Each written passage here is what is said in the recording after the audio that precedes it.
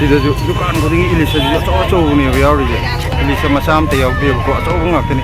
फजलोय अतई ngaदी येंगिंद्रे ngasidi ममांगी खर कुपसिजना कनोनेबा लुपा 700 अदुगा सी अचौबना 1700 याम कनो तो नत्रजु खर साइ चावजिना चालो खेनगे 1700 ने नोने कदादि लौरिनोबु बांग्लादेश ते लौरखने हायको सी रेड स्नाइपर को वे 400 ने फजे सी ngaje nga चाव चाव रे केजी अमा मथौ वनि सिगी ngaje मो याम फजबने मोजे रानी nga हायको निथौगिना बि रानी दो रिंग दि केजी मंगा देगी तारो मंगा हिंदी दनि फजरे सरेंगे सिगी अतोबि जे 400 ने चाव सिदी हां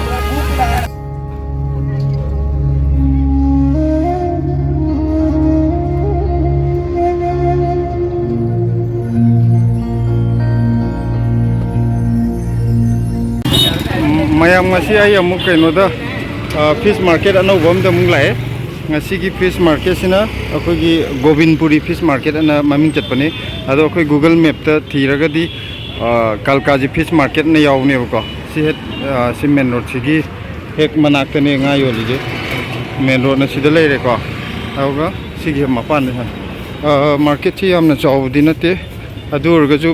ngaदी अदुम मरांग काइनी योले अखोगी गाजीपुर की अदुमाइन चावदी नतेबको अदु इतारजु सी कनोदी अखोगी लोकल मार्केट अखोइने हे लेबदो अदुदगिदी सिना मयाम चावेबा आइना हे ngaलेबा अखोगी कोतलागिदो सिदगी लवेना हाइबा अदुगी आइना मयामदो सुम येंगानिंगना तौरपनि सिदा nga हिंबजु दम फनायाम फंगे अदु करी करी nga नो सिदे उलकेको सिदा ngमु योरे कौन से क्या रेट है? रौ क्या रेट है भैया? 160 शाम पुणे रौ में शाम चार्ज। पहले मैं एक देखता हूँ फिर ले लेंगे है ना? हाँ हाँ वीडियो बना रहा हूँ, पहले मैं वीडियो बना देता हूँ उसके बाद खरीद के जाएंगे। ठीक इधर ना ngमू ले रहे और क्या रेट है भैया ये? 200 रुपये किलो। अच्छा ये ngमू जी हम होंगे ने लुपा चनी खतने हाँ जी हाँ सी लुपा चनी ने सी होंगे सी ने है ना कनो देखिए अखोई आदे लुपा 200 ने थैंक यू भैया।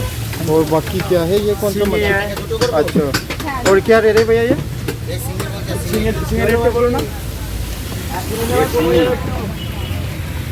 अच्छा ये क्या रेट है भैया? ये 200 रुपये किलो। 200 रुपये यहाँ तो काफ़ी सस्ता है ना? सस्ता है तो पचनी ने से ये तो 360 रुपये किलो। तो ये कितना बताया था? 360 रुपये किलो। अच्छा लुपा चौहूंगू बोलते हैं सीधी हम चावल दिल्ली मार्केट में बहुत सस्ता हाँ हाँ हाँ हाँ पहले मैं जाके देखता हूँ फिर कोलकाता में नहीं मिलेगा। हाँ ये कहाँ से लाए हुए? फरीदाबाद से हाँ हाँ ये फरीदाबाद से पुरखने है सीधी हम चावल फजरे गाजे अदुगा मनुंगिजना खितंग कुपे कुपे जी हम कुपदी नते सीजने हम चावगी सिगे यंगनबो हाँ दुगा सिगी मथंगदा सिदना तुंगहनबी लेरे तुंगहनबी सिदी सिरे यंगबदा कायना फजद्रे फ्रेश होइद्रे दुगा सिदा ngamsa mai sidai मैक्रेल कनो ले लाइट से नुआई थे का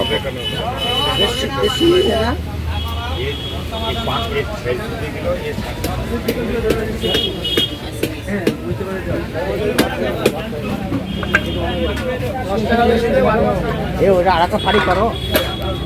सिगी कनो जी सरिंग माने सरिंग जे चावरे केजी अन्नी देगिदी अन्नी बखरे हेंदो मा चावरे लुपा कनो ने चौहूम केजी दे चौहूम ने सरिंग जे चावरी फन चावरे केजी अन्नी मथक तारन और कनो जो सिदा कोई माइ जे करी मनु चंगे याते खदिंगे तो ओदे लुपा समरी यांखै सिजना मु कितंग पिखै पिखबे मतिन ने कितंग होंगे सिगी nga masa ji se masa mala si hawdi hawbone sondana obo nga masa le jana ko nga masa le इधर ngam hai do ngam hai जो फजे हम चाहो भैया क्या रेट देते हैं ये पे क्या रेट है ये हाँ आधा किलो 100 रुपये। आधा किलो 100 रुपये ये एकदम फ्रेश वाला था। केजी दे लुपा चनी हाँ बहुत अच्छा है ये एकदम फ्रेश साइड से पता चल जाता है। हाँ itu borok din itu borok bar kilo sida kainonebako ngaji aigida ngamna ubuje moi maijinaneba langtrik langa ngawro ngawreba aduga chaw chaw phajiba sididi tungun biji phajare sina fresh way tungun biji yam kaina chawde nate adu tawr chabedi chap charni ago sidagi silver jidi sidi kg ahum maya di ta dong male chawre phajana ago sidida koi katla lere moi je fresh phajana oiri moi chachila thamije aduga sidana row lere ma je sidai katla je kg ani gi matpi oi ni kg ani di ta chawre ba kon ji de pipu mandwan sigi ilisa sim machaje sisna kg da pawam kakatani ado nga ji langtrik langa phajai light da I machuje light da machuje phajada bujida ko ado sine lupa chahum ne ba nga khara kupe sine kg da mari gu mudi chani adagi muksi jana khara mu paukhale si jana lupa samri ne ba kg da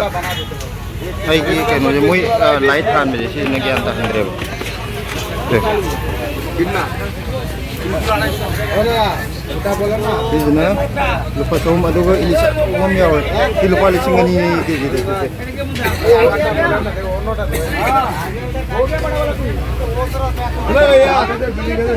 tigi market sida ko ilisa ngadi phajana marang ka yawe sida ju keji amumukta bi chang ai di moi nga mafam shop khudingi yawe be ilisa sida sidana bu hena posta na yoli ngadi adi ilisa ga si dukan khudingi yawe ga agaji bu giduna manung da budi yaung gani aduga siga khuyon ne khar khenai sidana po leiba gidi amarom da de nuai chaw budi amadane yam hele ko sida siro chaw chaw yawi ada rawi moi siyo khaidu ga nga gan to makok yaw de bide loge su khajing asi khajing di chaw he si khajing ni pan chaw ilisa dia ina chum dukan kudingi hangbado hangaroi ki ngasai chawrak pa hangam ni na aidi akupaduna chahum khara chawna chamri aduga yam phajab du lisingani ga haiba ada si sidai lai jina maje lisingi mathak de lakani sigi ilisa le chawre ba sida dukan kudingi ilisa ji chaw chaw ni yauri je ilisa masam te yaw de ko chaw ngakani phajaloe atai nga di yeng ngre ngasi de ilisa ki wena ngak to yeng ulla ge ho ge sadian ma pham de ka 200 रुपए kilo भैया भैया और इलिस क्या rate दे रहा है ये 1600 रुपए kilo ये 700 रुपए किलो और ममांगी खर कुपसी जना कानूनी बा लुपा चतुर अदुगा सी अचौबुना लिसिंग मुगा चतुर याम कानो तो नत्र जो खर छाई चौजी न सालो खेनगी लिसिंग चतुर ने फजरे फजबदी सिगी अचौबुजी केजी अमा मुक्ति तारनी मोय लाइट थानजन बजे सी जना याम नवाइते नंबर ओके सिगी nga macha ji si yam pam nan leina bane kari no mai dai ne ji paw da ra moi gi maron da da su ke no ji lai re single kanti singhara ji lai re si nga ji am tang ni ko tha ju da a du kari ho nga shape so padam da yo le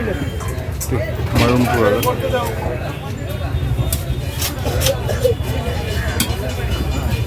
sidana porom yole kg ama de di taro ki porom je phale line se samaina sigi match na sengi ne ko amuk kana to hui mai light na to sina seng ne ba ana ngau nu uye ba aga moina light thang me am na mai khang dra ba sida di saring di kg manga de di taro manga hin ge den phajare saring je ne Sering dia tu bitar. Betul ya.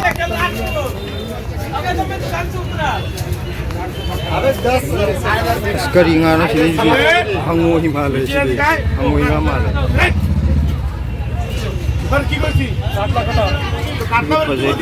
Sekali ngana untuk yang jauh ni.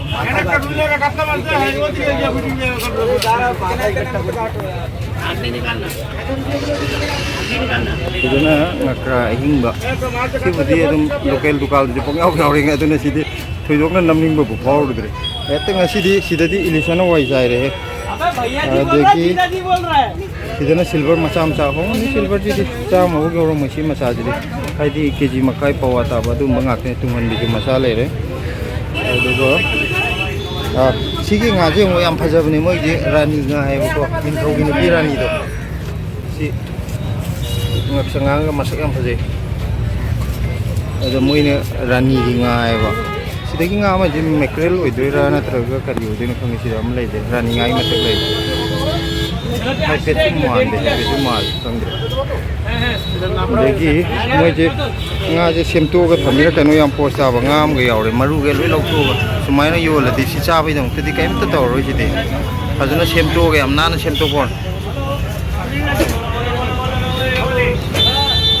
asi nga ji de si di kai nga no pu ding chang ngang e phaje si red sniper go we 400 ne phaje si nga je chang ngang chaw chaw re kg ama mathau ni song ge matai ji khana nong ni ba kg ama सिदे नांगे आदा उबु रफी सम लारी कुंबा video कुंबा दो उबु दे national project पर सरिंग गे तो तो फजा फजा भी और ngasi KG मंगा दे न ताव गे और सरिंग आ लोनिंग दी तुंगन भी अहिंग बा पाम गे जो सिदे तो आजे आदा जी तालापिया क्या रे दे तो 200 अच्छा अहिंग बजे लुपा चनी ने को होंगे दुदि आजे अहिंग बजे गति पन फ्रेश हो जो असी बगदी खेनै जना अहिंग बगा ai loi bai ba khal re sida ju yauri te ngo dukan khading ilisa ji yaw ni sida da ilisa je post ta apne sida rahu le re rahu ji phajare ilisa macha macha ji 120 khajing je phajare asi sida lak pa kana ba nga ma kan red sniper ga je na ga u de ko ga ji pu de yaw di yaw ngani aina chat pa du u da ba sana da ko bo en ba je ado makan makan khadi ui क्या rate दे रहे हो भैया rate क्या है कौन सा ये आप जो पकड़ 120 शाम खुले है फ्रेश बराबर हाँ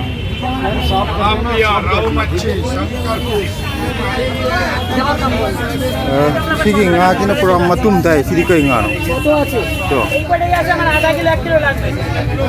sidi ai chavo tal massage matum ata di oyang ngani se kari nga ko gun kande अच्छा लुपा चाम फुदे कि चनी बो मनुंग ले ये साइज की मतुंग ना गुलुवा को वे ngaje ai matum dai pura ngan masak na ko ki rohu ki tap to ga ngamu gi shape le ki jo anu ne ina urok pada ahan ne ki jo katla macam macam le re ai di kg makai gu mata ba katla ne hong mi se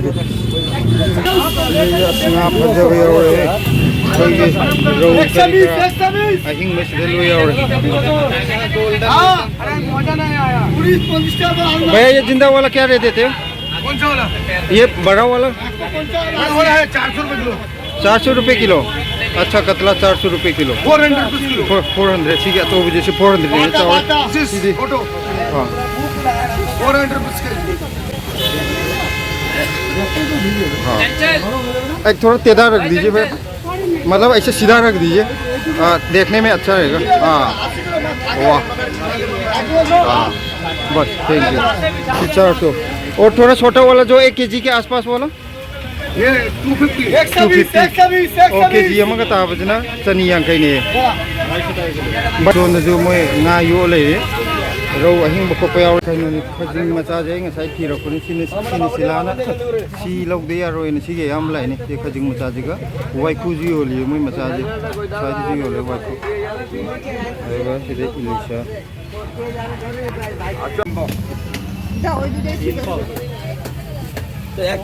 Elisa J in पिसमदि लौरे KGM दि खितंग योफाते कनो ने कदा दि लौरे नबु बांग्लादेश ते लौरखने है को बांग्लादेश ते लाखने अदो सिगी market सिदा यामना Bengali ngakto होएबा सिदा यावरि बे इलिसा जिंगे सिगे आमा आचौ जे सिदि रुपा लिसिंग नि ने केजीदा सिगे आचौ जे इलिसा जे ai je खितंग थातोक लो जे माइ लाइट याम नुंगाइते नक्सन लो पे हाइबा अदु ख थातोक लो नि सि बांग्लादेश ते लाखो ngakने ना हाय मोय और जो कनो जे सिगी मार्केट से यामना बेंगोली मार्केट है जो खंगै बको आदि सिदा यामना फार्मिंग जे बेंगोली ngakto होइबा ꯑꯗꯨꯒ ꯉꯥꯁꯤꯡꯁꯨ ꯑꯁꯣꯝꯗꯒꯤ ꯂꯥꯛꯄ ꯑꯇꯣꯞ ꯑꯇꯣꯞꯄ ꯖꯒꯥꯗꯒꯤ ꯂꯥꯛꯄ ꯃꯌꯥꯝ ꯁꯤꯗꯒꯤ ꯁꯔꯦꯡ ꯑꯆꯧꯕꯁꯦ ꯀꯦꯖꯤ 2ꯃꯨꯛ ꯇꯥꯕꯁꯦ ꯉꯁꯥꯏ ꯂꯨꯄꯥ 300 ꯍꯥꯏꯕꯅꯦꯕꯀꯣ ꯑꯗꯣ ꯑꯩꯉꯣꯟꯗ ꯂꯧꯈ꯭ꯔꯣ ꯑꯩ ꯉꯥ ꯃꯀꯨꯞ ꯈꯔ ꯂꯧꯕ ꯑꯗꯨ ꯂꯨꯄꯥ 200 ꯐꯥꯎ लौरोने यार है सी कतला जी चावल है सीधी मई दार है कतला ये कतला क्या रेट है भैया ये बड़े वाला हाँ 320 हाँ 320 चहुम कुन्नी चावल सीधी केजी क्या नुम तारम देने से केजी 3 निपान मुक्ति तारम दो माले है बाजार है गाँव के मार्केट है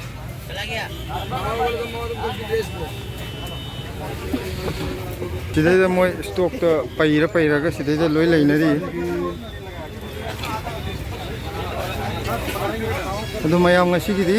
अखोयगी मार्केट की वीडियो जे स्वाइदा लोयसलागे ngaजु खरा लेरे स्पेशल याम ओइबा ngam लेरे